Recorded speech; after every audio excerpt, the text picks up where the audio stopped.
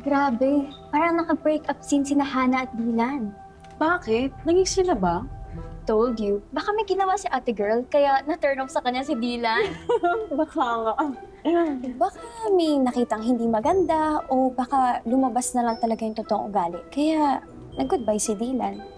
Wait, di ba ikaw yung BFF ni Hannah? Dati yun. Just like Dylan.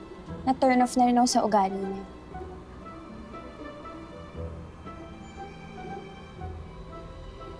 Libby, pwede ba tayo mag-usap?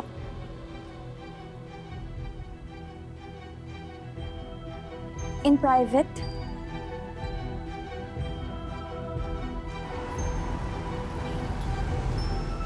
Libby, please naman tanggalin mo na yung sumpa. Sorry na sa lahat ng nagawa ko, sa lahat ng nasabi ko sa'yo. Please, Libby, sorry na. Over my half body. Bakit ba ang hirap mong kausap? You can take a hint kasi, Hannah. Hindi mo ako nagigets. Ayaw kitang tulungan. Gusto ko na mag-suffer ka sa pagiging manananggal forever. Para pareho na tayong may secret na tinatago. Then maybe we can really be friends. Grabe ka talaga, Libby, no? Gagawin mo lahat para masira yung buhay ko. Di ba may pinagsamahan naman tayong dalawa?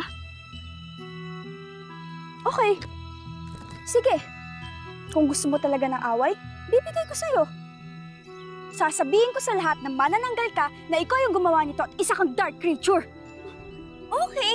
Gusto mo, i-post mo pa sa school journal, ilalike ko pa yun. Sanay naman ako maging manananggal eh. Ikaw, handa ka na bang malaman ng buong mundo ang bagong identity mo? O kaya ng parents mo?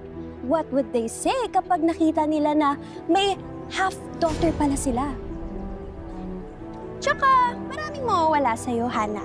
Scholarship mo, chance mo na makapasok sa magandang university, tsaka, chance na makakuha ng magandang trabaho. Your life will never be the same. #ruined.